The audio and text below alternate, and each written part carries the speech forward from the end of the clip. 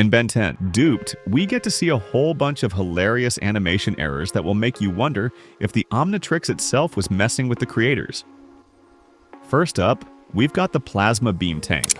When it first appears, the nozzle is pointing straight ahead, ready to do some damage. But as it approaches the museum, suddenly the nozzle swings up and down like it's trying to catch a glimpse of something interesting. Maybe the tank was just distracted, or maybe it's just indecisive. Next, Rath somehow ends up with Ben's phone. Did Ben hand it to him, or is Rath secretly a tech whiz with a free plan? Either way, we can't deny that Rath's phone bill is probably looking pretty good. Speaking of Ben, Julie's tennis match has more than one of him in the audience. Like, how many Bens do we need to impress Julie? It's like they copied and pasted him in there for an extra layer of chaos. Then there's Echo, who's known for his teamwork, but in this episode, his hologram is facing the wrong way, not even looking at Ben. Maybe he's checking out the animation team's work. Who knows? Now, when sensitive Ben opens his eyes instead of the usual white part, it's completely black. I mean, we all need a little more sleep, but those bags are next level. And then there's Film Fan Ben, who steps out of the bathroom with his jacket's 10 emblem flipping colors. Black to white, white to black. Magic jacket, or just a little mix-up in the wardrobe department? You decide. Kevin, in his usual reckless style, absorbs metal from a manhole cover. But instead of getting stronger, he turns into stone. Maybe the Omnitrix decided he needed a little rock-solid makeover instead. And speaking of phones, sensitive Ben calls his other selves, even though they share the same number.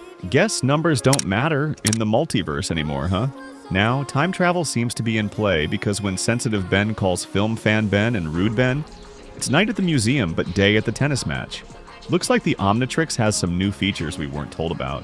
When the Bens finally get to the museum, the exterior looks totally different. Did the museum undergo a quick remodel, or did the animators just forget how it looked earlier? Also, Kevin's car is nowhere to be found during the big fight scene outside the museum. Did it go on vacation, or was it just trying to avoid the chaos? And let's talk about holograms. Big Chill and Cannon Bolt's holograms aren't even looking at Ben. Maybe they were just shy that day. And finally, Kevin absorbs stone from a gargoyle and, surprise, he's the wrong color. Oops, maybe someone forgot to update the color palette. All in all, Ben 10. Duped is filled with enough bloopers to make you wonder if the Omnitrix was really malfunctioning this whole time. And that's all for the bloopers and errors from Ben 10 Duped. If you enjoyed this trip through animation mishaps, why not keep the fun going? Click here to check out the top 10 Marvel and Ben 10 similar villains. You'll be surprised by the connections.